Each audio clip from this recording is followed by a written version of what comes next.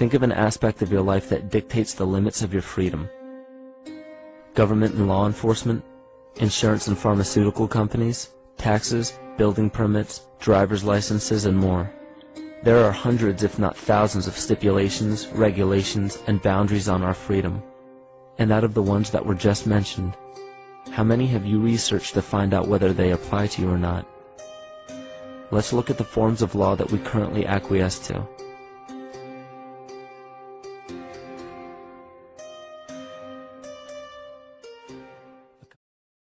Welcome everyone to another Dissolving the Divide. I'm Leslie Powers here with my co-host Derek Bartolicelli. What's up?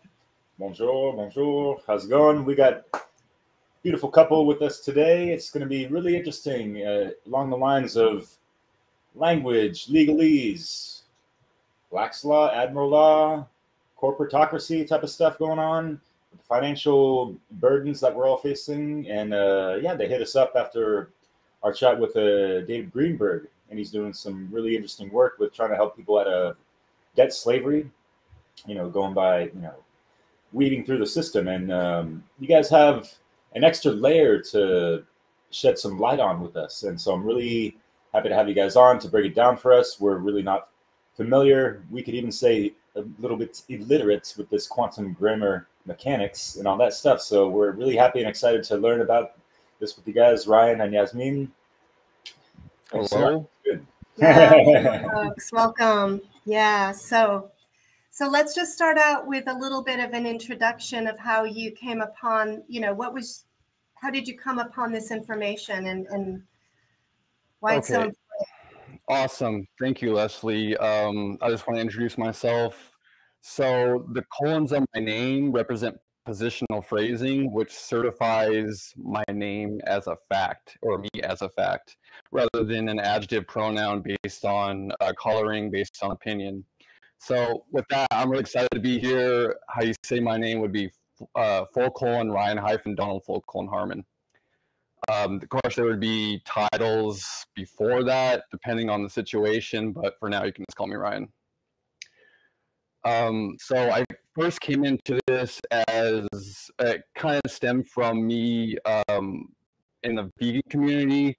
There was a time when we all started kind of debating topics together, and it became kind of a trend on YouTube to debate veganism versus like carnivore, or veganism versus omnivore, stuff like that. So I came to this world of that with kind of the knowledge of just, layman's, what you learn in school, complicated words, the more complicated, the better kind of thing, like the vocabulary was huge. And so I learned about that kind of world through observing it, and it kind of whittled down to logical fallacies,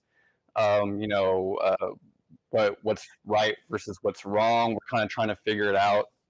And it also leads into more of the quantum aspect of that when it comes to breaking down words, breaking down sentence structure, and really kind of figuring out how small and how concentrated we can get with this knowledge, and how much it matters to us, what prefixes, like the elements of the words and terms and everything, and how it affects our psyche. So I've always kind of been interested in how things work and how things tick and how it affects me.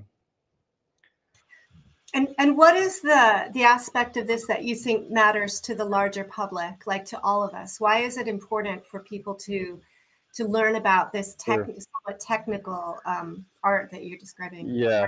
So just like a computer or a car, not a lot of people actually know how engines work. I don't know how engines work, but let's say you go to a mechanic and, just for a checkup, and he tells you, this part's wrong, this part's wrong, this wrong, you need all these repairs, it's going to cost this much.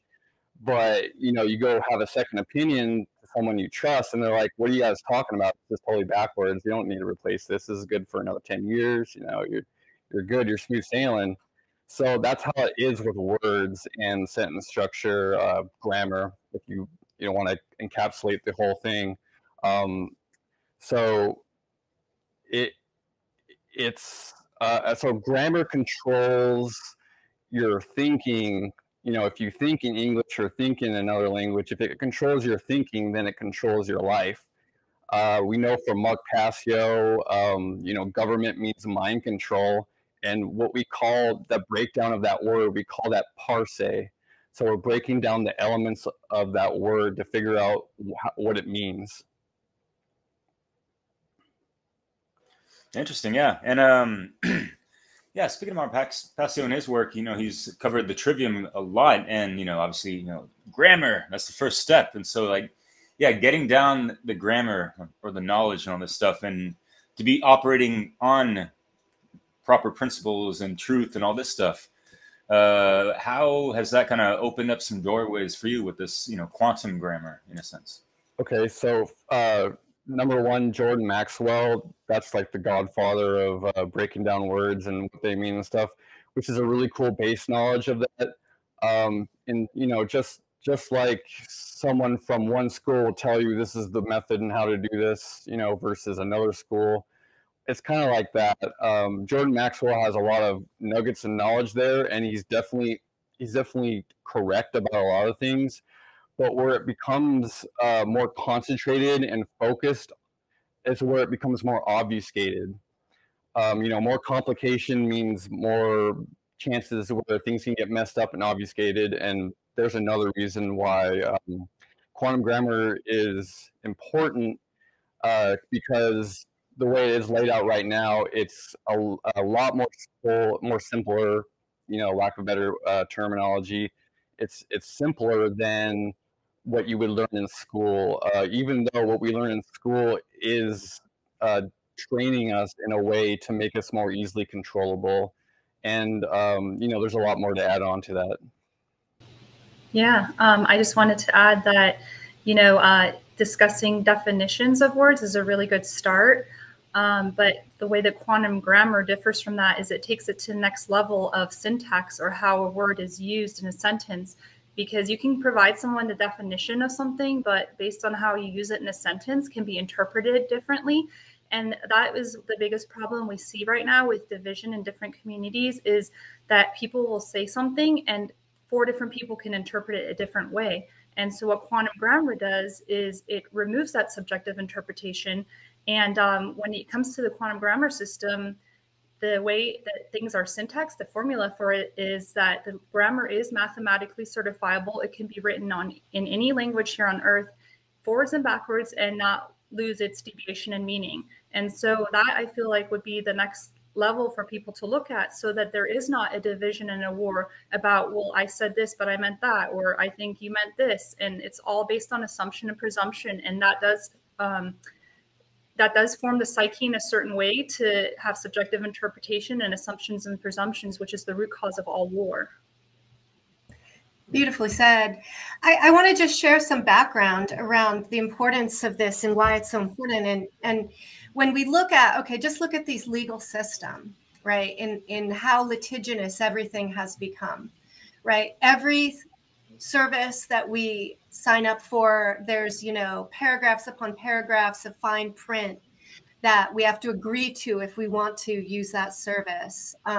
If any of you have been in interaction with lawyers or in any court situation, I'll say from my experience, it's extremely frustrating to see the way that the lawyers will twist your words and play on words, right? Exactly, Leslie. Yeah, the whole entire court system is based on a fictional pretense, what we call it's ailing, which means corruption from the beginning.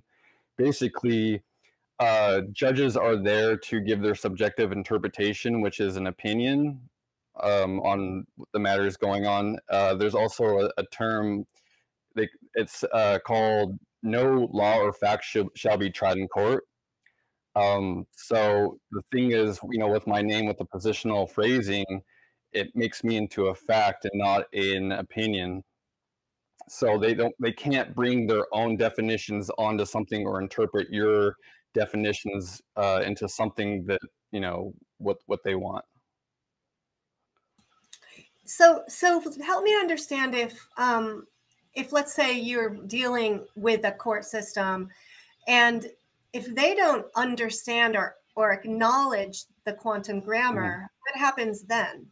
So the thing with that is that the jurisdictional issue, it starts with the flag and the law of the flag. A good documentary to start with is Piercing Dynasty by Postmaster General Russell J. Gould. You can just look it up on YouTube or on a Google search or something like that. It starts with the law of the flag, and because when we're dealing with ports, trade or commerce or anything like that, what sets the term of the contract is the flag. Say you have a ship coming into port, you can see what the flag is, and you'll automatically know what their constitution is, what the terms of their conditions are. And the same goes with someone boarding your ship or your vessel. They have to have a flag. And if they don't have a flag, then what do we call them? They're derelict vessels, and they don't have a flag. They could be pirates. They could be anything. Yeah, and another good documentary to start with from Russell J. Gould is called Last Flag Standing. He actually goes into the history of how the quantum grammar system was developed and gives closure in what happened in 1999. Basically, since 1999, the U.S. government has ceased to exist and courts are closed. And you can tell when you walk into a courtroom, there's a spire on top of the flag, which indicates we're under martial law. And a lot of the flags, especially if you're watching mainstream media, has the yellow fringe around it, which symbolizes that we're under military jurisdiction. And also, he goes into closure about the Title IX flag, which is the flag that the quantum grammar system works with. It's a 1 to 1.9 ratio flag. Title IV flag. Sorry, I misspoke there. Yes, the Title IV flag. And so those two documentaries, Last Flag Standing and Piercing Dynasty, are really great basic foundational start for anyone who's interested in learning more about quantum grammar and getting more closure on that. Yeah, and actually, I have a bunch of videos. Leslie and I are both initiates in the Black Earth Mystery School. Sure. Dragon of the White Temple. And I swear, there's a bunch of stuff I just, downloaded over a month ago about this subject. And lo and behold, I have a video titled Natural Law, Message of this Postmaster. That's me. Witness claimants. Yes, you, brother man. What is good with that? So it's my message to the natural law community that I hear a lot from content creators that they get a lot of people trolling or coming to them in confrontation over what I consider petty things, such as the definitions of the words they're using, and they're saying, "Oh, they're not giving respect to that," and they're basically imposing their opinion on what they think that person meant. What you think Mark Passio means, and this and that, which is a cause of infighting. And to me, it's a petty thing and can be easily diffused by a simple understanding that we have to come to a mutual agreement and a contract for the terms that we're going to use in that contract before we actually have something tangible that we can work with. But otherwise, it's the rule of one, rule equal, natural law. Don't trespass into a world that you don't know, because you don't know what's going on there. You don't know where you are in time and space. Yeah, and piggybacking off that and going back to what Leslie asked about the courts and navigating that. So, as you learn quantum grammar, you want to make sure that you don't go into courts or into any of that system unless you know exactly what you're doing, how to navigate those mechanics, because they will a lot of times railroad and coerce you.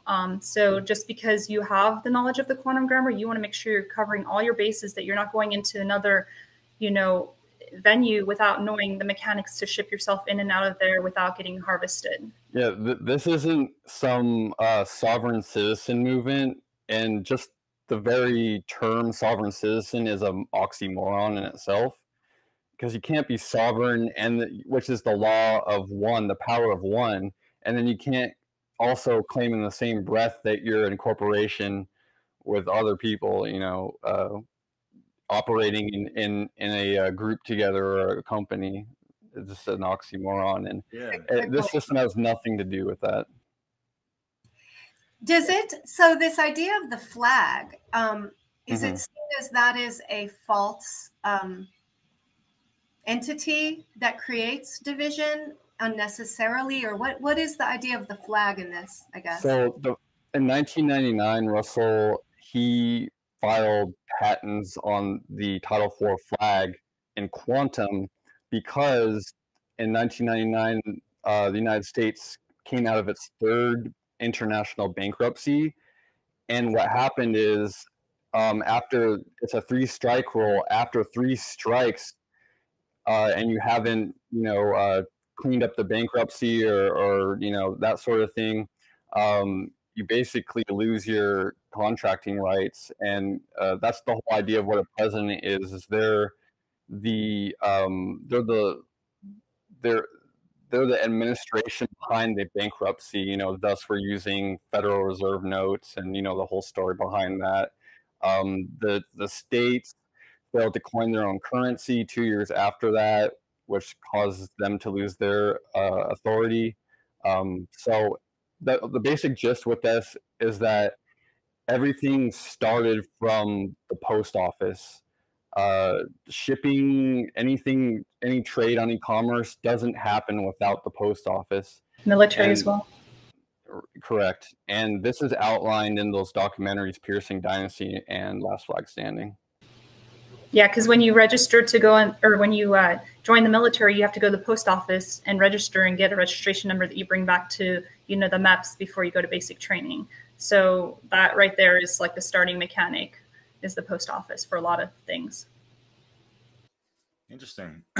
So can you run us through how, I guess, we can, what's the, obviously there's a lot of benefits, but I'm kind of curious if you could kind of take us through a scenario or a situation where, we get like a different type of treatment, or we're not sure the legal system by using, this way of grammar, I guess. Okay, touching back up on that, it's considered a foreign jurisdiction. So how they handle foreign law, it's done in an adverb verb scenario where it's based on subjective interpretation. So right off the bat, the coin term is, it says nothing and it means nothing. Unfortunately, what this means for the entire history of the Earth, or as we know it, is that it's been done in a fraudulent pretense. The victors write history. They can burn books and write new ones or falsify anything they want to. And the thing with the quantum grammar system is that we're salvaging this. We're coming to the point where, yes, we messed up, things are corrupt and this and that. Let's see if we can change, we can take this and make it into something that's correct rather than something that is false and misleading and causes a public safety hazard, essentially. So let's see if I'm following this or extrapolating this like in the correct way. So I think about, let's say the United States started out as colonies, right? And so that implies that there's like an owner, right? There were colonies of a place. So it started out maybe as a colony of the Dutch, then the British, right? And then this effort came to make our own United States of America, right? And so there's, in this process, there's a flag that is created to identify our country. And then this kind of maritime law or whatever built. I mean, I really wonder a lot of time if we ever really left, the British, but that's the thing about it, is we didn't. Benjamin Franklin was a double or triple agent and basically conned the founding fathers, whether they knew it or not, into this constitution, which is basically putting everyone in the continent into slavery. And the documentaries goes into that deeper, the Last Flag Standing. Yeah. So our flag is sort of a symbol of being owned in a way in a certain jurisdiction.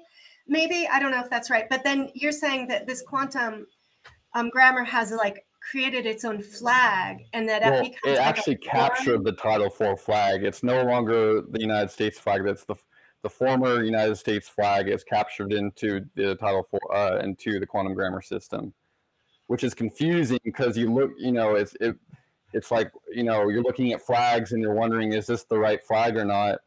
It's fascinating because the correct flag is actually 1 to 1.9.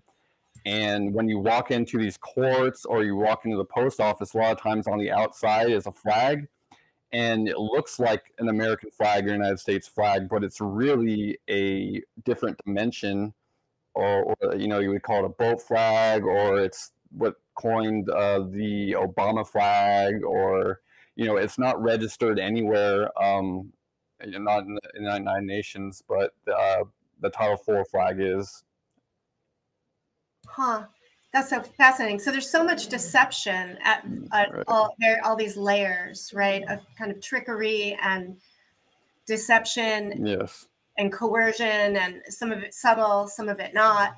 And so this system is like recognizing that word play, that word sorcery, so to speak, and then playing the game from within inside it in a way. You're right. So it's a word game, and basically we don't want to play word games. We want correctness. You know, the people want their words to mean something. The thing with verbal language is that unfortunately, it got put in the wrong context. You know, the Native Americans, they would use different tones and whatnot to create harmonies and thus, and we kind of made it into this robotic, dead, you know, Frankenstein, you know, we call English, and it's basically we're salvaging this, and we're putting it into a mathematical interface to where it says the same things backwards as it does forwards. It loses no deviance in its sentence structure from language to language, and it's you know, it's free of subjective interpretation.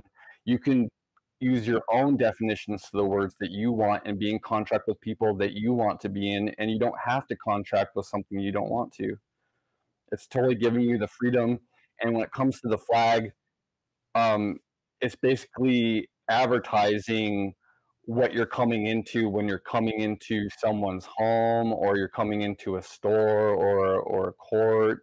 You're looking what's on the outside and going, okay, you know, there's no pirate flag there, but you know, there's a flag that's not registered anywhere. It's, you know, if it's your choice whether you want to sign on the dotted line. And what's interesting about that, signatures, we don't use that. That's basically a simulated dead entity way of doing things. It's necromancy and witchcraft when it comes down into that. What we do is called an autograph. So it's giving closure on your writing style, and it's not obfuscating or what we say, what you would say, writing in cursive. It's in the root, you know, it's in the root word. It's cursed. It's cursed language, and it outlines this in those documentaries as well. Interesting. And yeah, English is one hell of a language, right? You know, mm-hmm. Latin, Germanic, a little Greek, and all that stuff. And so, yeah, I want to emphasize further on this. I'll elaborate. So there's this channel called, how I found out about quantum grammar is that it's called the Justinian deception, and was also called the Glossa channel, GLOSSA, on YouTube. And so there's this journey of this guy in Australia that is trying to fight the courts with common law and stuff, and he's trying to figure out the nitty gritty of everything, and he basically comes to the conclusion that they're breaking their own rules of the style of grammar that they're claiming to use. You know, sign language, American Sign Language, it's a big can of worms to get into, but basically 2 different style fonts don't have jurisdiction with each other. One would be called sign language, and the other one would be what he calls debased Latin. And debased Latin is it's how we would write today, but it's without hyphens. In classic Latin, you would see like dots or hyphens in between words, meaning that they're joining together those words to create a compound fact. Yeah, so we don't see that today. We see a debased version of that, but it's a lot to get into, and I haven't really touched up on it in a while since I've been focused on quantum grammar, because it's kind of like a all-encompassing suite. It covers so you learn how to identify parts of speech and label them to prove that it's fictional conveyance of language, and you also learn how to do the correct.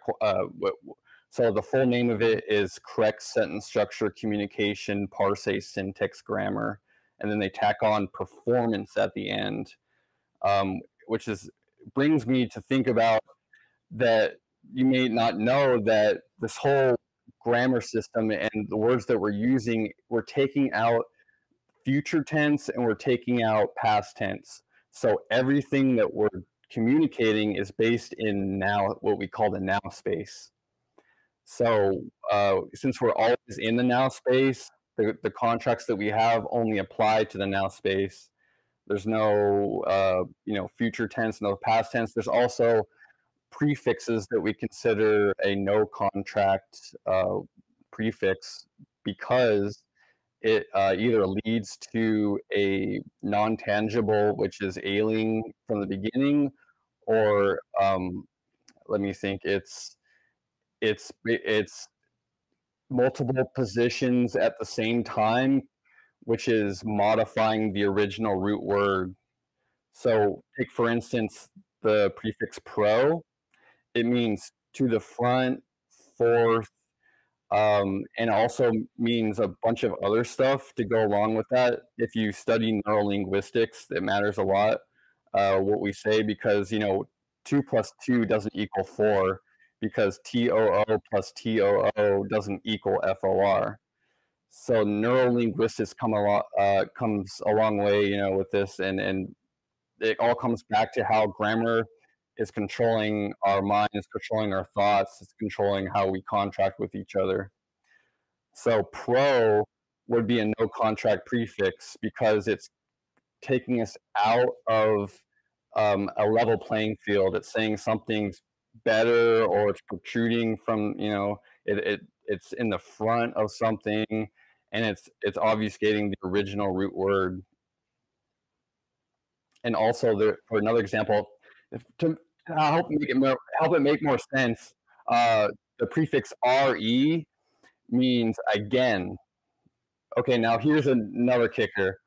Any word that starts with a vowel and then there's a consonant after that, it means no contract, because we're coming from a place of no nativity. There's no concrete starting point with that. I know it's really out there and mind-blowing right now. Can you give an example of a word, though?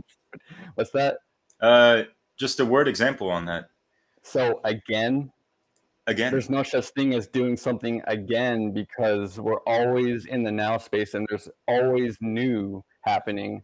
We're not going back in time and erasing everyone's memory in the genetic, crystalline structure of the universe and going back to a certain point. Everything's already new in its spiritual cycle, if you want to get into that. But for the concern of just layman folk, just to have compassion for people who are really based in the mathematical or really left brain attitude, this technology works for that too, because we're bringing it into a mathematical interface, which means automatically that we're coming into place of calmness, because no one in the history of the world has gone to war over a math problem. When you think about it, we're all going to war over, oh, you said this and that, and then the mail takes 2 months to get from this location to that location, and that's a lot of time for our minds to kind of like stir things up and create these fictitious scenarios where, you know, that person's evil, and you know, it comes down to what you can see, what you perceive, and what you can actually communicate on a neutral platform. Yasmin, do you want to add anything or expand on that a bit? Well, yeah, just going up with the neutrality. So the quantum grammar venue is all about neutrality. And Russell, he's also known as chief within the quantum grammar community. He always, you know, brings that to the forefront. It's about neutrality. We're not learning this technology to go to war. Like, he literally says we're too stupid to go to war. So it's all about being neutral. And if you have your grammar written in a way that's in the now space, it's not in the past, it's not in the future, then you can't help but to be neutral. And that kind of forces the psyche to restructure. I noticed myself in the last, you know, 2.5 years since Rion introduced me to this technology and I started learning it, I've noticed shifts in my psyche too, and like a natural just calming neutrality coming in, because I'm no longer creating this unnecessary subjective interpretation of what something might or might not mean. And so I feel like on a metaphysical, alchemical level, this technology really does help with our evolution, with our growth and maturity, and it does help to root out a lot of that division. Yeah. So you're really saying that it is about shifting our mind, right? The way we think and interpret our lives and our interactions, our relationships with other systems or things or people. Exactly. And then speaking of our lives, part of this technology too, when you contract with Russell to get your claim of the life, you literally are on contract claiming your life. You're no longer subject to the birth certificate jurisdiction where they're, you know, trading it in the, you know, behind the scenes and stuff. You're claiming your life and no one else can claim your life. And so this technology brings that self-accountability that, you know, if you want to be a sovereign, you have to have self-accountability. And so on contract, you're finally doing that when you come into this technology. Criminals do not like this technology. People who take accountability for their actions and are truthful, that's what this technology works for. And for all the criminals out there, it doesn't matter how crafty you are or, you know, what kind of word game you want to play. It's all going to come back to you eventually. What you output, what you input is what you output. What you're putting inside you is what you're getting out. So the truth is the truth. Facts are facts, no matter how you want to paint it. That's another reason I love quantum grammar, is because the verb of thinking does not modify the fact to be a opinion. So we can communicate with facts in a way that causes a positive performance, so we can have the construction and build on it instead of coming from a place of nothing. Because when there's one negative participle in anything, it's like multiplication. Anything times 0 equals 0. You know, you can have everything in the world and then one negative thing happens and it just totally ruins your day, right? But hold on real quick, because, you know, you talk about ones and zeros, right? You know, okay. So talking about one little negative thing, even if there was 2, how does that, you know, correlate with this multiplication thing if you're taking it back to the 0, in a sense?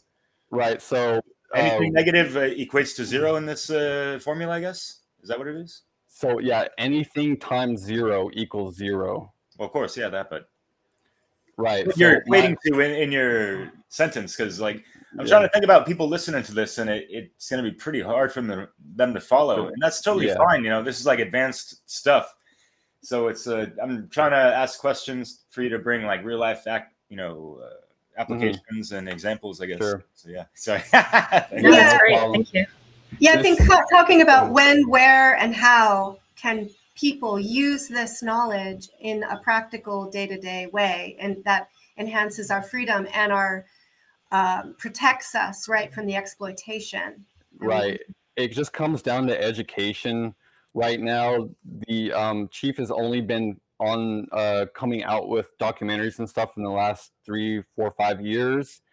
This stuff has been suppressed. He says that the government spends millions of dollars a year suppressing him because, you know, they don't the top 1% doesn't want you to know that, you know, nature really loves you, and the universe really wants you to be here, you know, and our natural state isn't fighting with each other, or, you know, laws aren't here to you know, hold the reins and suppress us from doing evil things, you know. That's, you know, one thing is the war on your mind, and if they can control how you think, they're controlling basically, you know, you in essence. Right, out how we think, behave, and act, and all that stuff. And I want to bring it back to the passé composé. Mais oui, Okay. les amis. Because, you know, like learning French, you know, like they have you know, all these different conjugations and ways to. They got 6 different ways to lay out a sentence, in a sense, you know. And there's like, you know, future reflective or past reflective, and all this stuff are just, you know, regular past, present, and future. And yet, you know, folks that don't understand, you know, certain mechanics of creation, that yeah, like past, present, future are kind of simultaneously happening all at the same time. But how does it make sense to, you know, take out anything of, you know, of the past in our grammar? Because like I was thinking about what you guys talking about. It's like, well, how can I call my burrito something in the present when it's like already in my belly, type of thing, or, you know, a couple of days ago? So it'll make more sense when you see how a quantum grammar sentence is structured. Since it's, you know, we say it's mathematical, but how do you translate to language? That's a good question. So what we learned as being a prepositional phrase, which is interesting because we say it like it has 2 P's in it when it doesn't. You know, preposition. It's a preposition phrase, and the prefix pre means before, and it's a redundancy. We just have positions, and we're positioning facts in a structure. So I don't know French, but I'm guessing that there are prepositional phrases in across all languages. So we would just take those and we would translate them. You know, like say the uh, preposition would be for, of, with, by.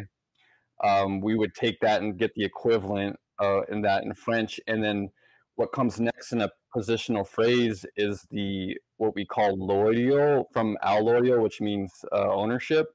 So, or article, as you know. So it would be a positional word term, and there would be an article.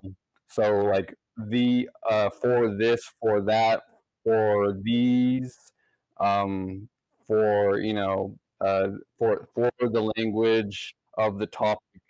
Then we have the verb of thinking, which is either singular or plural, is or are. So for the language of the topic is with the French of the terms. So, or by the terms. It sounds robotic, it sounds mechanical, but it makes a lot more sense when you're getting pummeled by a bunch of subjective interpretation opinions, and you know you're got all these people on you and saying, no, this is what right is, and you know that's what they basically thrive on, is what, well, you know, might equals right. We're going to enforce our opinions on you, you know, and basically railroad you into saying that this is the right way to be. You know, the romanticism is totally taken out of it. You know, there's no feelings with facts, as we would say. You know, facts don't have feelings; they're just facts.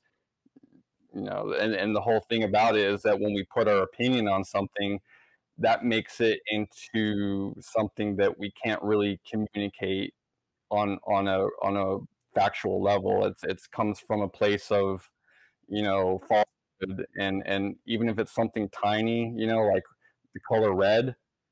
Unfortunately, red's an opinion, but the substance that makes red isn't an opinion. You know, the pigment or whatever it's made out of, you know, rust or whatever, it's not an opinion. That's what it is. You know, as long as we agree upon those terms, and, red or black or blue, that's totally an opinion. What are you going fast in your car? Well, I don't think you're going fast in your car. You're going slow in your car. That's only 300 something horsepower. That's slow.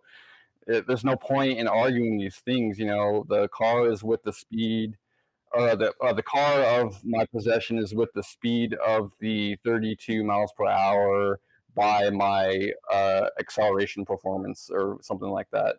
There's just, you either contract with it or you don't contract with it. So Jasmine, please go ahead and also share your thoughts on the when, where, and how to use this in practical ways. Sure. Yeah. Well, so when you contract with Russell and decide to get your claim of the life, there are 2 steps that he has all the claimants, postmaster claimants, go through. And so you send your closure contracts to the Department of Transportation and to the passport. And so that's a good starting place for everyone who's using this technology, so that those places have closure of where you stand.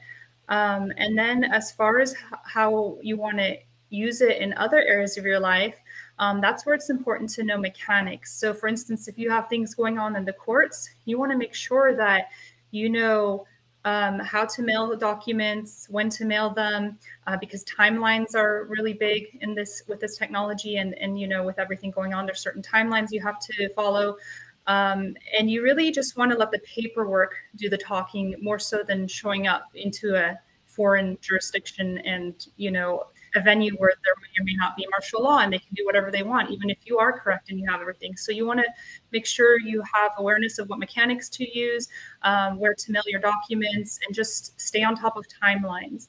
The nice thing about this is that once you do become a claimant, you're not on your own. There's a lot of support. There's study groups, there's a learning center, there's Patreon calls, and the chief also does workshops.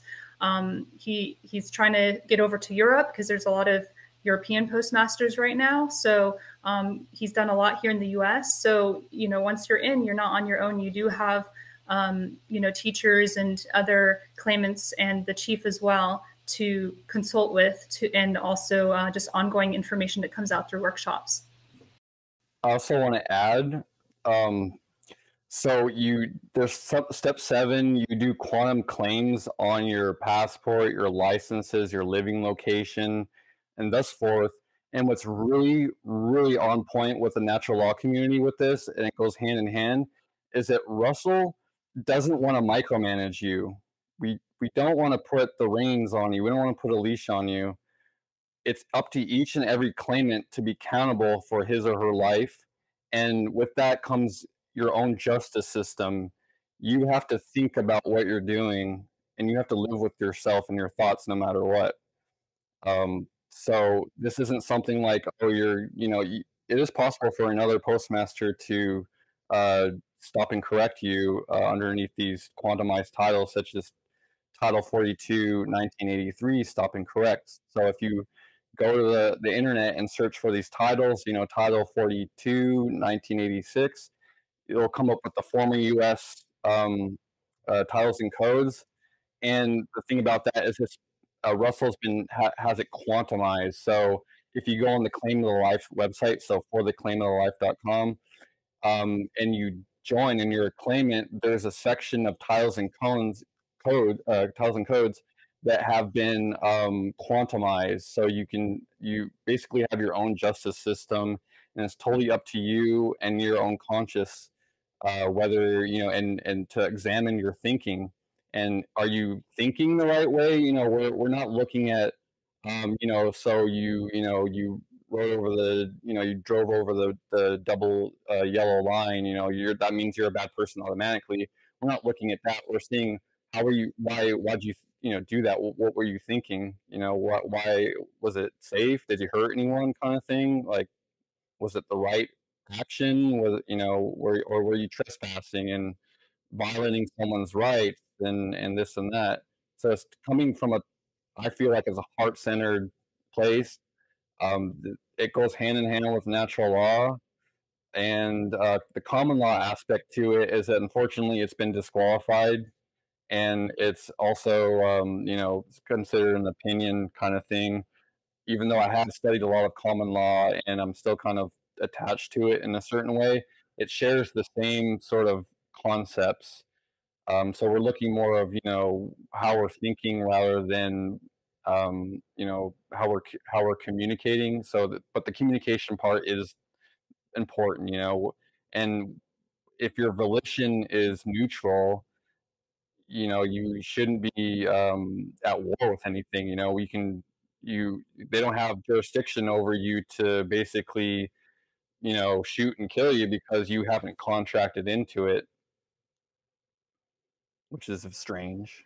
So does that mean, like, if there's some way they declare martial law and stuff, they're not going to be knocking on our doors if we have, certain titles or whatever? So the thing is that with that, it comes down to your knowledge, whether you can show that you have the knowledge. And Russell says a lot of times that comes down to whether you have a claim of life or not. The claim of life is the basis of this system.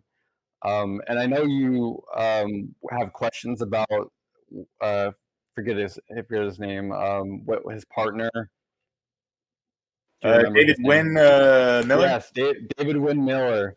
So the story with him is he was about the top 1% of people, and he was sharing the technology with all those bad people, and was basically in it for himself, and wanted the top 1% to have it and to be in control of the lower 99%.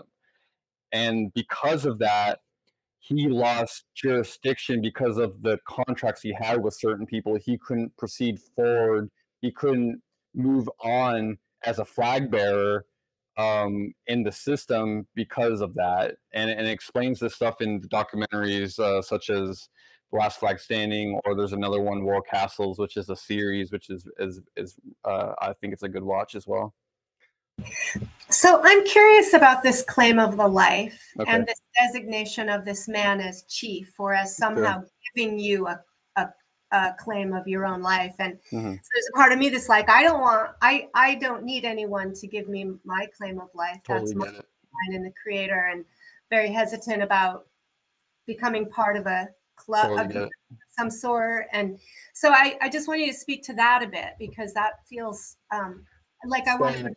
The way I think about it is the birth certificate was involuntary. There's all sorts of the spiritual concepts of, oh yeah, you did contract here with your parents and you did choose to come in here. But for the sake of the harshness of this is that you didn't volunteer for that contract. Your parents put you into that. It's like, we sold our little baby slave off and, we got 40 pounds of silver or whatever, Right. That's been disqualified. I'm sorry, what was that, Derek? Sorry to cut in. Just to clarify, via birth certificate, you mean? Yes, the birth certificate. Yeah, it's totally involuntary. So is there a parallel birth certificate to our name, by the way? Or how does that work, when we try to reclaim our, sovereignty and all that stuff? Like, so what's our, now identification? It's been disqualified for fictitious conveyance of language. So that's what comes down to your knowledge base. There are people who, there's something that they had on step 7, which was a voluntary withdrawal letter. But for some reason, he doesn't want people to voluntarily withdraw from that sort of thing because it's causing complications. I'm not quite sure the logistics of that, but I feel solid enough that, I know how to fraud syntax, and I know how to identify the parts of speech, know how to write in quantum grammar. The concept of the birth certificate, it comes down to, no, I didn't volunteer for that, but I did volunteer for the claim of life. So the deal with, unfortunately, the nationals, the national movement, and claiming your birth certificate, or like getting a new copy of it or certifying it or whatever they're doing, is that unfortunately that whole system's been disqualified. And maybe you guys have learned about that from someone called David Straight. So apparently it doesn't ring a bell. But anyways, David Straight, he is apparently an ex-CIA agent. there's also another person that's kind of been trying to has, you know, false and misleading to the people. This stuff's been disqualified, and they don't have a valid flag. They don't have valid contracts. They don't have valid oaths of offices. They're all just actors. They're in a theater. This is all, you know, an act, and you know, unfortunately, it's been disqualified, and the whole logistics of it have been, you know, displayed or documented in the documentaries Last Flag Standing or Piercing Dynasty, and also War Castles. So I'm not really trying to convince people to do this. I'm not really getting anything out of it. It's just I know that this technology is sound to me. It makes sense, you know, to base language on mathematics, and to have something that we both, you know, even without the quantum grammar, we need to come to terms with the definitions that we're using. And, you know, we can't have a valid contract if we don't know what we're talking about. Let me give you an example. If you study language, the word term "the" can be an adjective, an adverb, an article, depending on how it's being used in the sentence. So because a sentence doesn't start with a positional phrase, that means it's not setting or positioning the terms in a way that's correct. It's not doesn't set it up so it's mathematically certifiable. It sets up in a way that it's a modification sequence, meaning it's coloring, it's giving the opinions. It's, you know, you're slowly running, right? That's opinion. Um, you know, we wouldn't say that in quantum grammar. We can use slowly in a in joint with an other fact, but it's still being positioned in a mathematical formula. Damn, yeah. So it's like really being before very precise with language. So you know, we have the ability to be self-aware, and that's Yeah. what this system's giving credence to, is that you can witness yourself doing something. You know, you can think about what you're doing. You think before you do something. That's what the reason why we start words with concrete, you know, terms such as consonants rather than a vowel. The tricky thing with that is that two vowels, starting a word with two vowels, is good because it's giving contrast to that sound, or you know, like authority, authority. You're seeing the contrast in that, and it makes it more concrete. You're coming from a place of tangibility. Jasmine, anything you want to add? Just going back to your question about, you know, why would you do this? To me, I just see it as another layer of safeguarding yourself from that system that was imposed on us at birth, and giving us tools where we can examine our performances and the mechanics and the thinking behind it. I don't really know how to say it differently, but I just see it as another level of safeguarding and starting to remove ourselves from like being at the mercy of this other system that is corrupt and ailing from the start. So I like to think of it as like you already have that technology within you, because if you're witnessing something right now, I'm on the couch, you know, I'm with the room, or I'm of, you know, the talking, or, you know, we're already doing this stuff.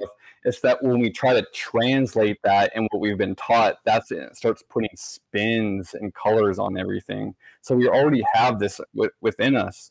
It's just reflected with the system. It reminds me, you know, the trivium process, grammar. And so grammar is important. And we often look at the roots of words, the meanings of words, what they originated from their original language parts, right?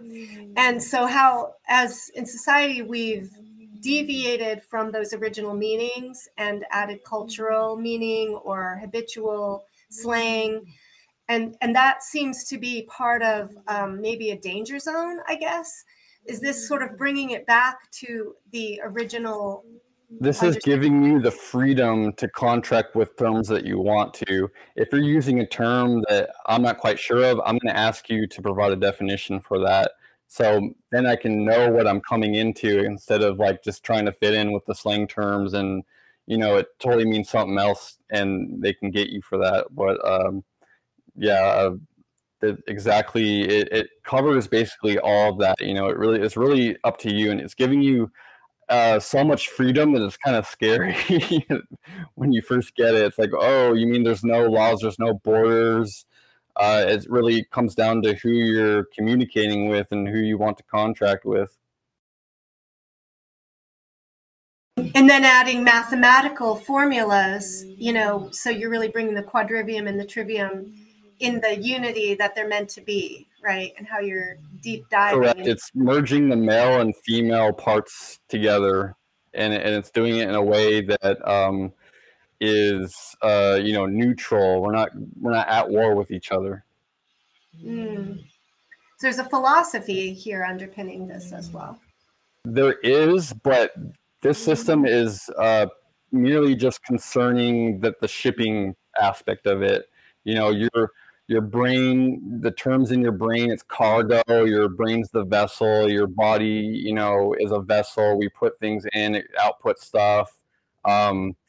It's all based on shipping mechanics or postal mechanics. And we're, when you contract with Russell, you're basically makes you a postmaster, not of someone else's world, but of your world. You're in charge of what comes in and out of your life when it comes to that. That's helpful. It's a tool. It's a self-defense tool. Exactly. Yes. Go ahead, Dan. So, have you guys created your own flag? And what's the deal with the obsession with flags? Obviously, there's the appeal to, you know, maritime and all that jazz. So, and yeah, people can create their own family crests and all that stuff. I don't know if that plays into it. If that's part of it. This is really cool. Also, like, how do you validate it towards the end? That's the last part of the question. Okay, so this flag, the Title IV flag, that would be the highest flag flown over all this stuff. If it's up to you, if you want to put your flag underneath it, like they have, the rules are supposed to, you know, be state by state. The Title IV flag is supposed to be above the state flag. It's supposed to be, you know, reigning supreme, even though those aren't the terms that we would use for that. It just means that that's the umbrella of that. You want to put yourself into that system. The flag would be underneath it. That just creates automatic validation. It would be recognized as such, I guess. Or? So it really depends on who you want to notify, and if you can afford that. You know, if you can afford the fee for the freight, then that's totally up to you what you want to do, who you want to notify, who you want to file with. Notify like a notaire or whatever, the notary. It's exactly like it's all, you know. Just because you don't know something doesn't mean that someone can come in and take advantage of you. You know, this tacit consent stuff, it is to a certain degree that, you know, it's a shipping war, but you always have the ability to stop and correct under Title 42, 1986. Interesting. Yeah. I'm trying to see myself as, like, you know, my own personal post office, you know, like come, you know, like, and taking it to the trivium, you know, you have the input, the knowledge. Are you going to do it, or is the state going to do it? And output. Sorry, what? I'm sorry. Are you going to be the postmaster, or is the government going to be the postmaster? Yeah, right. That's the question of concern. So with other common law discussions, I've heard people say we become our own bank, our own lender, and we're already there. You already have it inside you. It's all there. It's just this is reflecting that into this 3D mundane world where, oh, you know, the banker needs to have a valid contract and jibber jabber jibber sign here on the dotted line. Well, you have the sword now to cut it. You know, the pen is mightier than the sword. We can identify the parts of speech. We can give closure on our positions and why we don't want to contract with something. you know, and that's why we have step 7, is because we're not going to change like that. We need to have some sort of buffer zone where people, you know, are working their stuff out, and everything kind of comes to an ease. There's a lot of people out here that want to make a quick buck or want to steal something, and that's not what this system's about. It's about accountability. But with that comes a great reward. You know, Russell says our contract, our claim of life contracts, backed by millions of you know, dollars or millions of value of gold. It's really fascinating. I would recommend you do some more research on him. He has his own Patreon and stuff. Again, it's really not about making money. A lot of people want to pin it on, well, why are you taking fiction money? Why are you taking, you know, donations from people if you're so great and so this and that? That, you know, that's kind of a mystery and with me, but it comes down to, are you paying your fee for the freight? Are you giving your credence to that idea? Are you going to compensate him somehow? So right now that's how it is. But ultimately, it comes down to our ideas, our thinking. Is this, you know, if you've ever heard of the Venus Project, I don't like. Okay, with Jacques Fresco. Yeah, go for it. Okay, yeah, Jacques Fresco. It's totally economy based on resources, right? So it's like, what resources do we have? What sources do we have to go off of, rather than, oh, we have the resources, but there's not enough paper money to do it. Doesn't make sense, right? So that's the whole point of it, is, are we going to come together and not go to war with each other? Or are we be able to create a constructive contract and get together on that level? Yeah, it's about Gabo, right? Reciprocity and exchange, right? Commerce on a I guess equal plane.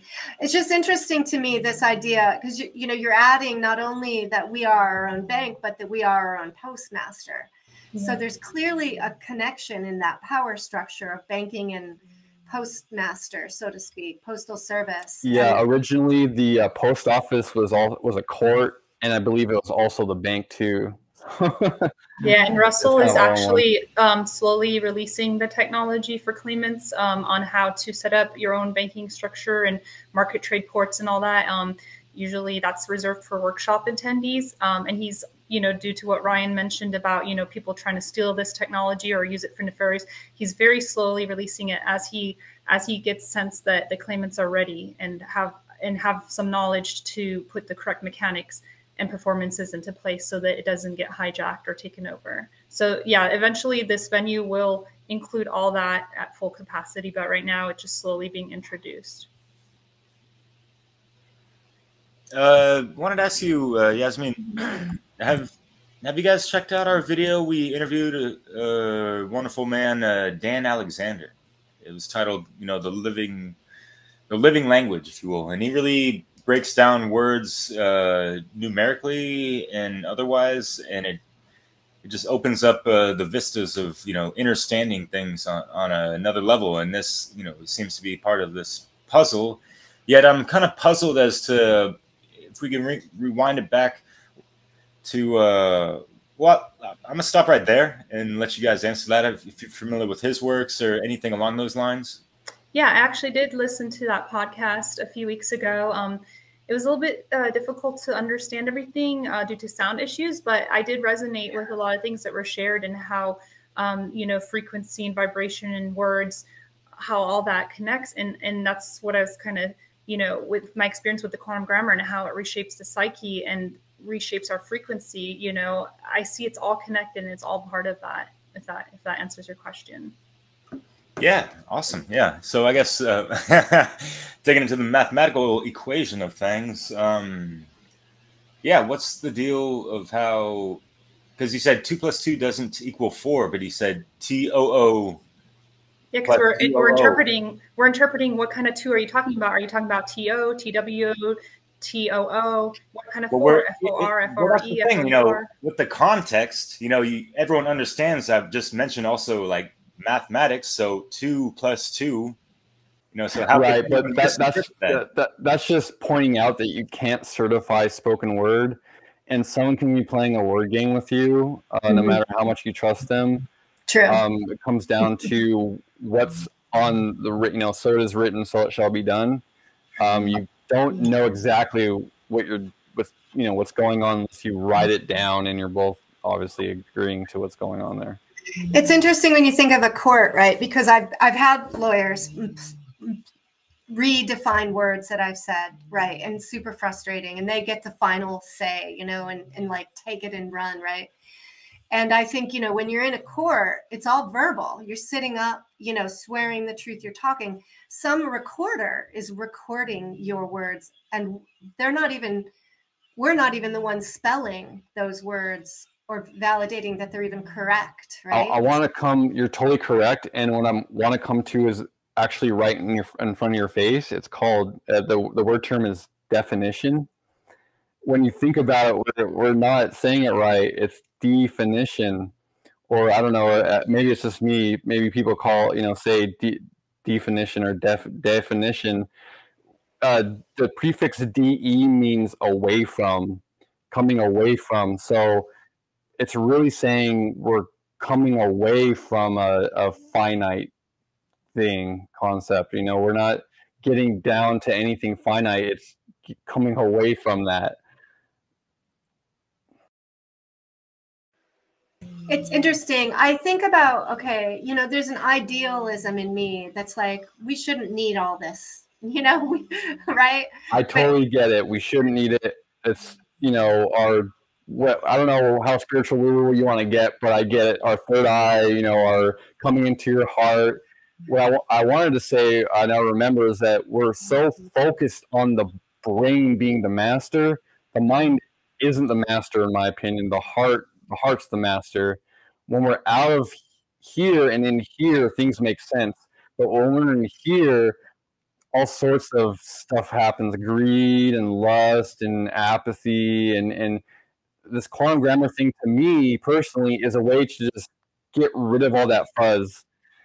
Yeah. And come back here. And it's something like, it's used to comb, it's used to sift through things. And is that a predator? Is that it's like, we can just sift through that, and when something comes up, it's like, it's handled, it's taken care of. You say a thing, you write it down once, you have a contract once, you have it forever, because it's all based now. Yeah. I just wanted to add, I think that the idealism or can lead us to be in a bit of denial about the actual matrix reality that we're in, and that we want to understand the weapons of those that we are that are trying to subjugate us, right? And that language and the court system and all this, like, legalese is part of it.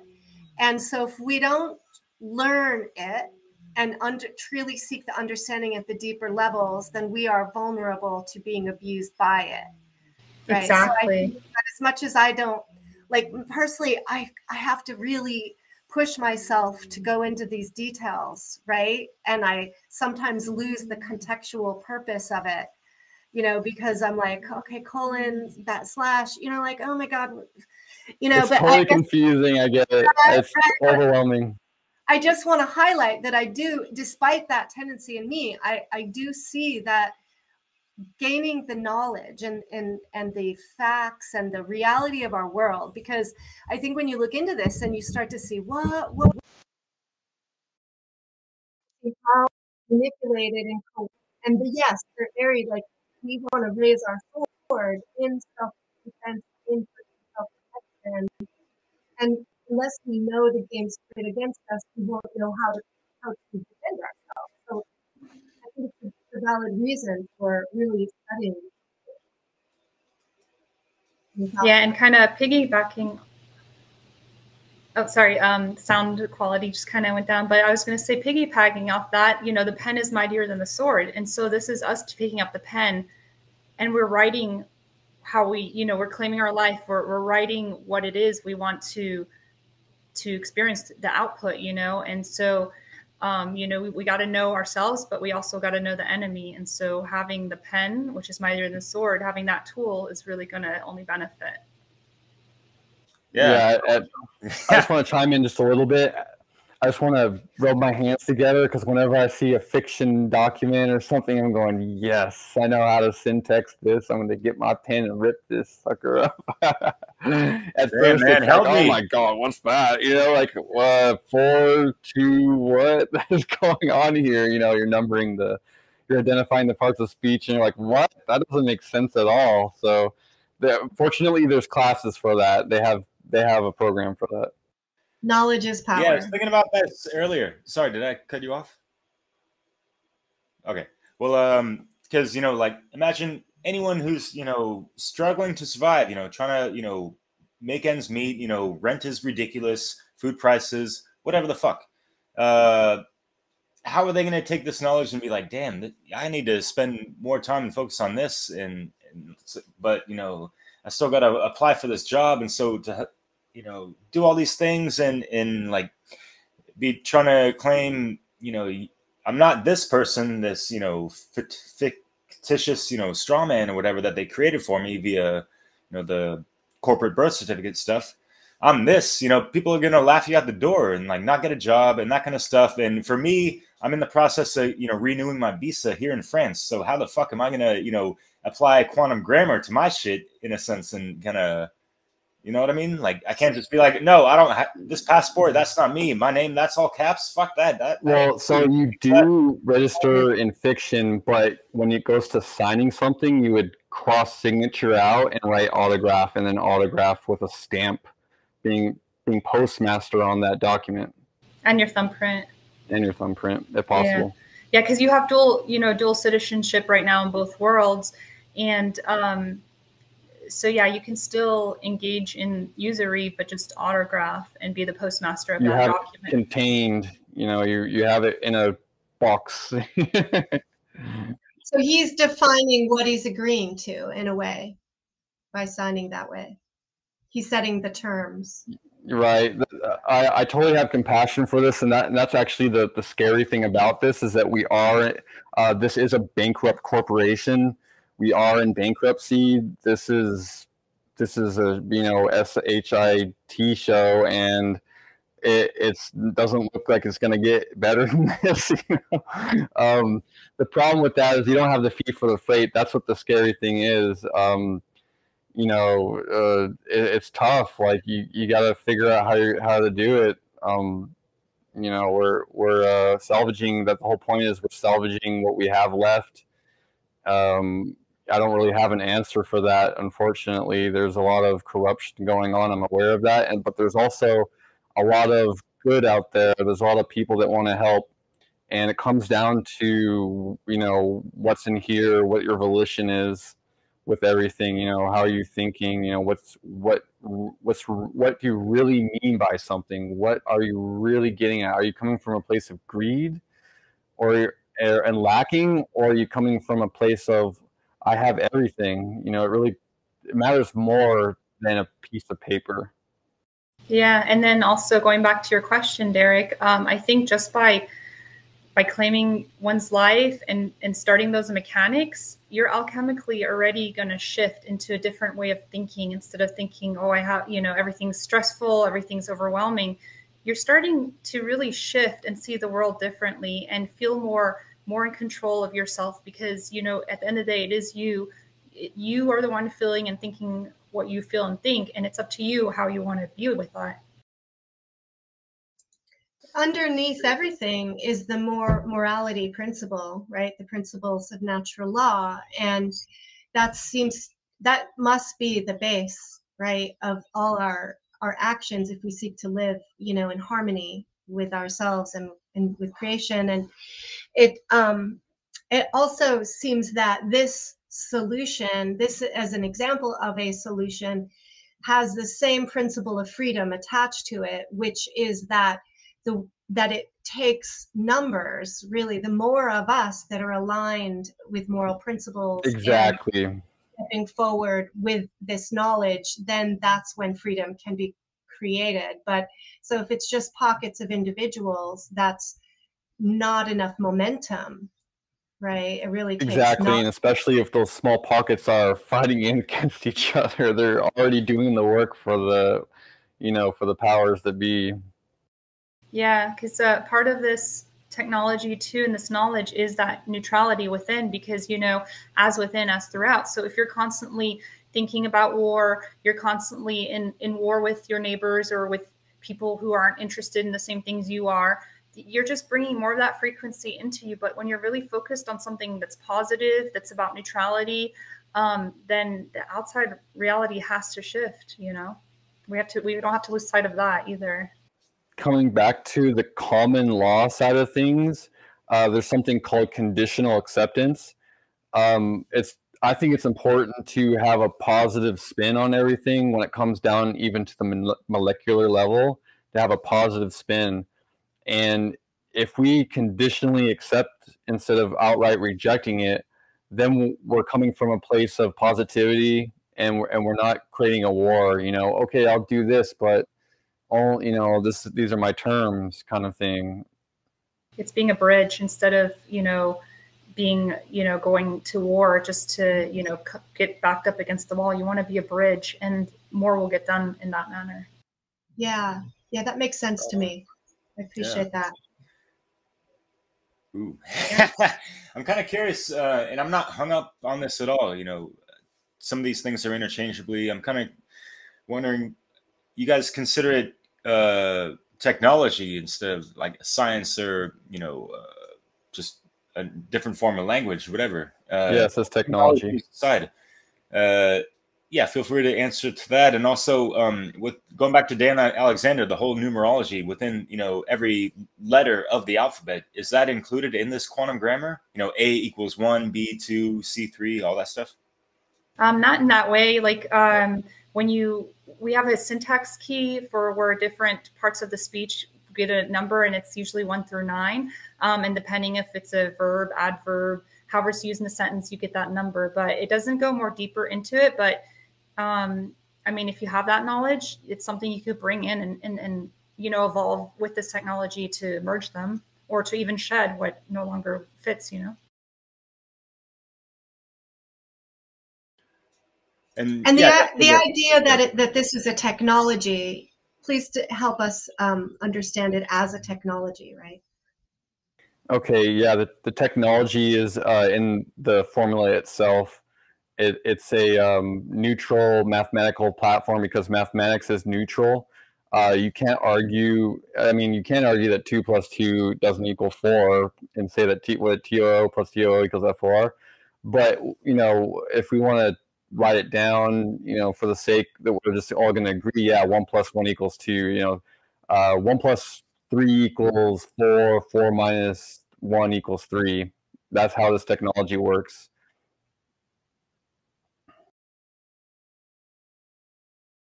Got it. So it's really eliminating the subjectivity to contracts or agreements, right? Exactly. Where that's where people disagree and war begins. And this is real attempt to be very, very literal in a sense, I guess. In right. communicating. I guess my concerning question of this topic, hearing about these things and this and that, and I'm sure there are ways for sure, and you guys speak really cordially. I really appreciate that. And I'm thinking about, so you're just walking on the street or whatever, or you're at a grocery store, and making some kind of interaction with people. They're not on that quantum grammar level at all. So I'm just thinking, in the long run, how can this play out when people are on so many different levels? There's people that are plenty illiterate, just with regular language, regardless of what I mean. So it's, for me, I've always said it's just like this clusterfuck of conscious and unconsciousness. That's this entanglement of everything, the Gordian knot, if you will, within society, that kind of stuff. So yeah, how are you guys able to break this down to anyone that you come in contact with, or you're making contracts on daily, with people, interactions, right? Right. Yeah. So I think, your word is good, but the problem is there's a lot of criminal, and bad people that aren't going to respect that. So that's where we come into, you know, paper contracting. It just makes it really obvious who's lying and who's not lying. And there's a certain case where Russell taught someone who was unfortunately or fortunately a part of an inbred family, and his IQ was way below normal.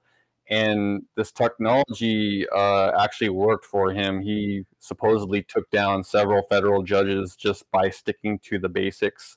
Kind of like how Bruce Lee says, you know, I don't fear, or who was it that said, I don't fear a man who knows 1,000 ways to kick. I fear the man who's kicked one way 1,000 times. Like Sun Tzu, Art of War. I think you're right. Correct. Raising him.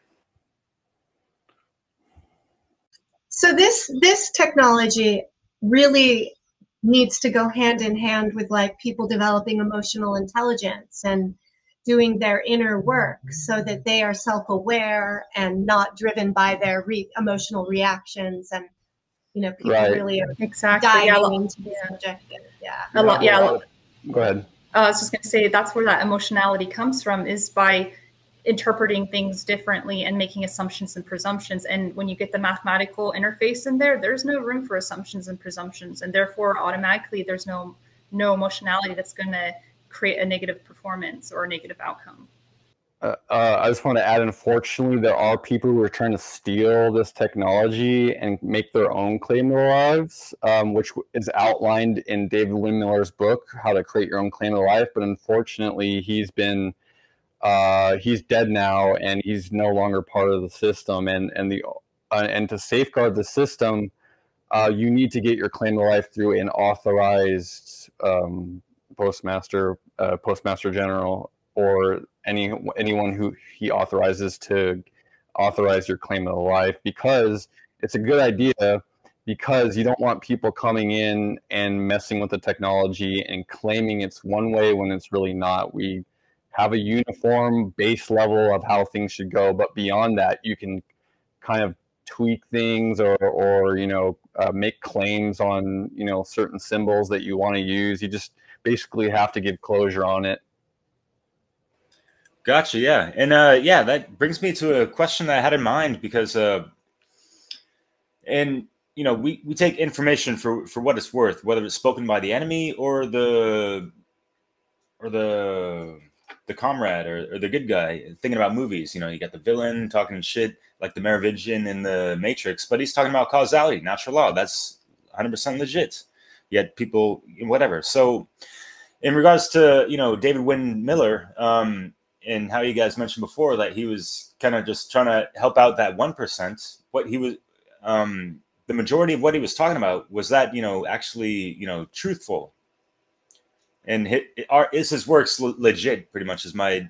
some of it is, but some of it isn't. That's why I think it's smart to start with Russell and his work, because he'll actually serve out certain parts of David Windmiller's publications that are correct, but there's a lot of it where he basically conned people into certain things. So yeah, I thought there was something with that, you know, and just like the setting, you could tell there's like some kind of sales pitchiness about that or something like that, right? Yeah, I was really hung up on it for a long time and really frustrated with it until recently. The Last Flag Standing documentary came out, and this all kind of started blossoming when I first discovered it.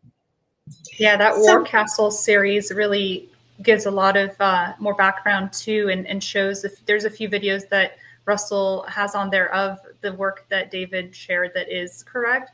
And so if people want to check out that War Castle series, it'll provide more information and help with that, start helping with that discernment process. Great. Yeah, I was going to ask if there's an order to watch these videos you've mentioned. I recommend doing Piercing Dynasty first. Yeah. Then the Empire of the Three States. Yeah. I have that video. I just played. Yeah, man. Like, it's really interesting synchronicity. Sorry, go for it. You can totally nerd out on it if you wanted to. Definitely. I recommend Piercing Dynasty and then Last Flag Standing if you have time to watch that. And then if you even want more, you know, go to World Castles, because that's a longer series. Yeah, and the 2 documentaries are only an hour and a half each, so it's not that long, but it just kind of might be a little heavy for some people. So you could always, you know, do 15, 20 minutes at a time, sleep on it, come back or you can watch it all in one chunk and then go back to it. You know, the information will come in. That's how it was for me. When I first watched it, I was like, I feel like a lot of it went over my head, but over the next few weeks, things really start shifting and coming in. So she thought I was a CIA operative when I first talked about this stuff with her. So she's came a long way, and we're still going, and there's still kind of some unanswered questions, but everything's just slowly coming together and revealing itself over, you know, you put it to the test, and you know, the truth comes out no matter what. Yeah, whether the information be chunky, clunky, or even funky. No, just kidding, but yeah. I think it just points to, like with any deep and new information, it's important to take your time and allow it to integrate, right? That learning really isn't about just like memorizing a fact as we've been taught in, you know, our mainstream school system. It's really about doing that process of deep thinking and eliminating you know, those things that are in contradiction and so forth. A big hurdle. Yeah, you're correct. You're totally right. The big hurdle to get over is the fact that the English language is not dead. We're still creating new terms. We're still, you know, modifying how things are spelt, and you know, it's different from whether you're in England or you're in the States, or it's not dead. You can't just look at it now and go, oh, that's all there ever was and ever will be. No, there's people who are making this stuff up as they go, you know, and that's like why I come back to we're salvaging this as a whole. You know, we're not. This is pre-made. In my opinion, it's the quantum grammar system has been made into something very. I don't know how to say provisional. It's very like minimalist. Like instead of, you know, 9,000 words, it's like there's only 300 kind of things you should remember. You know, because it all kind of, you know, there's a book of synonyms. So if you study this stuff, you'll probably find yourself in a book of synonyms a lot, because we're trying to find words that are positive and you know, don't have negative participles in it. And the more I'm changing that within my own psyche, the kind of better stuff goes on. And I'm seeing, you know, you add a tiny little bit of coloring in clear water, oh, there's, you know, you can see where the coloring, how it behaves and stuff like that. Is that some kind of quantum thesaurus? I hear there's a dictionary. You just have to go to one of the workshops. You know, unfortunately, the stuff. My frustration with it is that it's not all just on the site already. It's not like, oh, I gotta make my own definitions, and why isn't the book of definitions included with this pre-made, you know, what's it called, a document, you know, that we just fill in the blanks for and mail in. And I have some questions, and it's kind of it's annoying to deal with, but the base level of it is there, and I'm kind of figuring it out for myself as it goes on. And, you know, of course, there's mistakes and whatnot, but I don't want to say I have faith. I feel strong with what's already there, and I feel like we can build on it. And there's all sorts of stuff that hasn't been revealed yet, so I'm excited to learn about it when it comes out. Cheers, yeah. And like, it seems almost, you know, from what I gathered with just our conversation, and I'm gathering it for the listener more than myself, but it almost seems like, you know, this information is pretty coveted, and like to really do further studies to really get into the mechanics and like access these, you know, synonyms and everything you're talking about. I don't like to say, you know, it's a pay to play type of thing, but yeah, people might draw red flags hearing like, oh, there's only like this one Chief Russell guy to learn it from, that kind of stuff. Is it really that slim of a sliver of, you know? It's a lot more accessible than it used to. We used to not even have that claim of the life. We used to have to just look at the videos and kind of like dissect it from there. there's actually my syntax teacher that used to be my syntax teacher. That's what he had to do. He actually had to learn it from just the small amount of videos that they put out. But now they have the Syntax Learning Center. They have tutors. Yeah, it's kind of pay to play, but these people need to, you know, the way it is right now, they need to make a living somehow, and you know, they have to have some sort of fee for the freight. Yeah, and then Russell has given multiple times closure. Like he would love to be able to release it, but because there's so much evil and so many people who are going to hijack this and use it against the people, he can't. So it's also a safeguarding mechanism as well as, you know, practicing Gable with it. And I'm not even going to ask, you know, how they can use it against us, but shit, yeah. So yeah, we have folks like Maxwell Jordan and things like that, people that are targeted. I mean, this path work is not, you know, just like, oh, we can just jump on the camera and talk about whatever sometimes. This and that. People, you know, who, you know, knock up on the system, the matrix, whatever, you know, get pushed back, whatever. Yeah, for sure. So I think we're coming down to the final minutes, and I want to see if there's anything that you want to share that you haven't yet shared about this system or the context. Go ahead and take a moment and think about that. What else? Well, for myself, you know, like Ryan, I'm looking forward to continuing to learn. It's like I feel like it's one of those things that's a lifetime journey. It's not like you know, study it for a few years and you'll be good. Like even Russell, he's been doing this for decades and he's still studying and, you know, learning new things. So I really hope that the natural law community will at least look into it. You know, if it feels totally off, that's fine. But if it resonates with you and you're kind of dissatisfied with, you know, the division and the semantics and assumption, presumption, like this is a really good thing that you won't lose anything by at least looking into it, watching the documentaries, and, you know, at least know that there's another outlet that can really open things up instead of constricting and boxing. Great, thank you. Yes. And how about you, Ryan? Well, I think I've already kind of said everything. Well, so here, let me ask you a question. Go ahead. Because I totally breezed over it, and I wanted to peel it back as far as, you know, what you know, took away from any works of David Greenberg and our conversation. That's kind of what, you know, sparked your interest to get in contact with us. And so, you know, how is this complementing and helping that information, and how we're able to use this quantum grammar to be more of a sovereign individual, not a citizen. Citoyen, my friend. You know, we're not, you know, connected to the city. Right. Got you. Jurisdiction. The thing is that when you sign on the dotted line and you agree to something, that you're bound by those terms. So I really don't know about all the little inner workings of like the Uniform Commercial Code or any of that, you know, a lot of that stuff to even stake a claim on it and say, no, this is wrong and this is right kind of thing. All I know is that when it comes down to the nitty-gritty of what we mean by the terms that we're using, that it can't be ignored that we have to both agree upon those terms in order to have within our hearts, within our minds, something that is correct, you know, something we're mutually agreeing on. Yeah, and just to answer that, because I did reach out to David for consult after just to get a little more info. So going back to what Ryan said about conditional acceptance, like that's a good bridge. But if I was going to follow that mechanic, I would rather do it in correct sentence structure, parse, syntax, grammar, in like the quantum grammar format instead of common law, because writing in that way, again, it's not open to subjective interpretation, and you'll probably have the same amount of success rate as the common law route, which right now, because of all the coercion and basically the martial law, is not very high.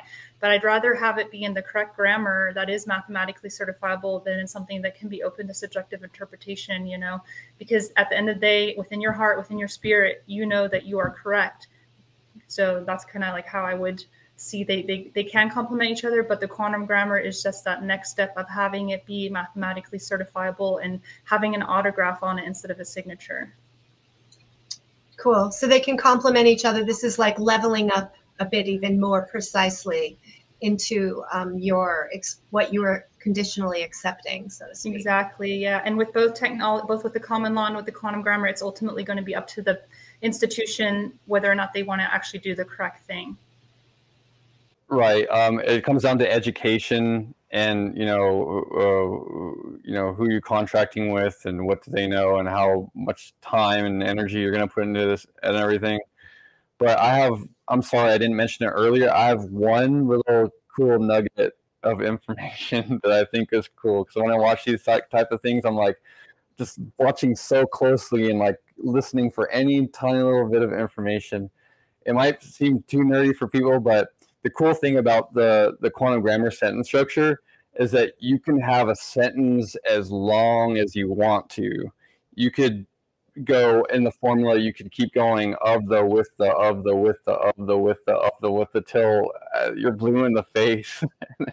And then completely flip it over and it would say the same thing backwards as it was forwards. You just replace the facts in the mathematical formula to be on the top, where it would say by the claimant, it would start with for the claimant of this claim is with, instead of ending it with this claim by this claimant. So I don't know, that might be too much for you, but I think it's pretty cool to be able to, it's sort of like a circuit, it's like merging the heavens and the earth. There's the one verb of thinking and you can just write as much as you want before it, and then after it you write as much as you want after it, and then you can, and it's totally sound either way, just like a mathematical formula. Hell yeah, man! Super interesting. I love my run-on sentences and yeah. As long as they're rhyming to some degree. You could totally make poetry if you wanted to. I have before. It just might sound a little bit more robotic, but hey, the thought's there. And that's what counts. Quantum poetry. And it's not to be all like sounding cool, right? It's just the quantum is a word, it means the amount of. Exactly. Yeah, that's one thing it's hard to get over is like the psychology of it all is more hard than the actual logistics of it.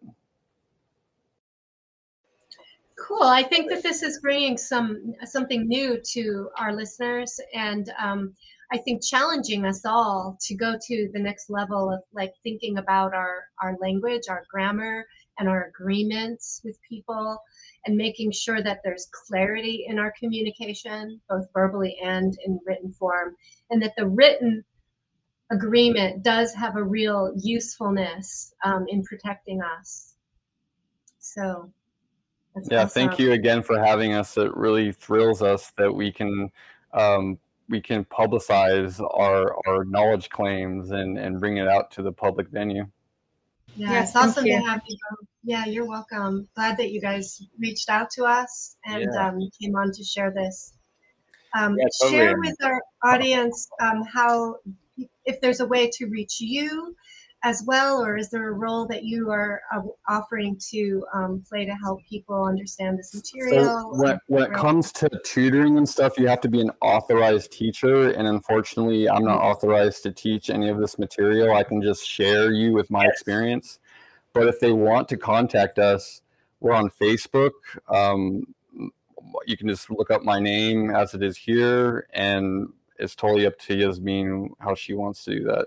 Yeah, I'm also on Facebook, my first and middle name. And I do have a lot of videos on there about quantum grammar. I have the documentaries and also a lot of interviews that Russell has done, because when he goes on different podcasts, he goes a little bit more into explaining different angles. So I highly encourage anyone who's interested, especially in the last 2 years. There's a lot of interviews that he's been on. That really helped me to understand things more, because he's using common language, to speak, but still explaining it in a way that, that makes more sense now. So I encourage people to check that out as well.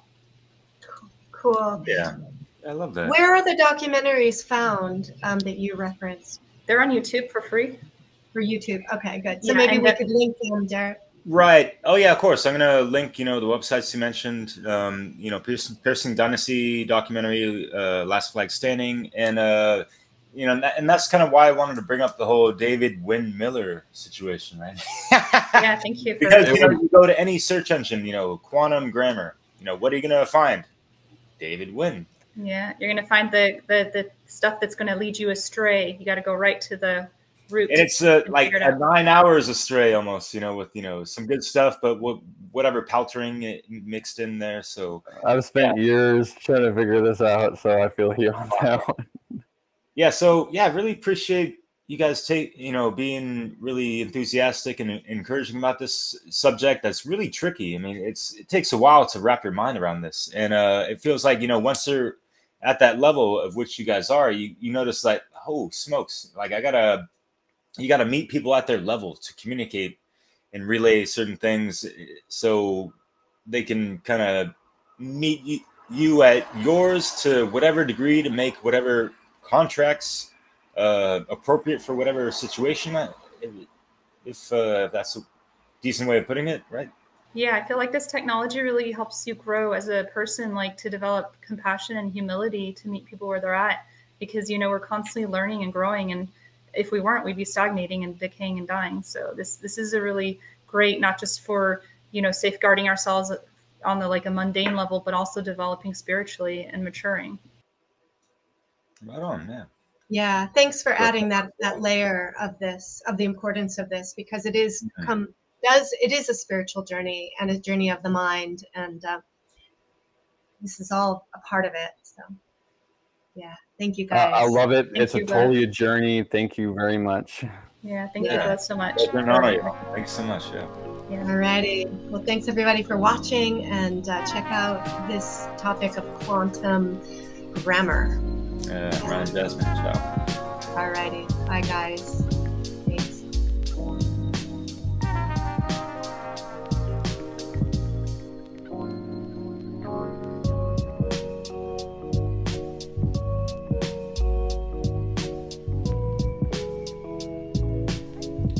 So the first question is, here it is, and I've written this in quantum grammar because that is the correct grammar.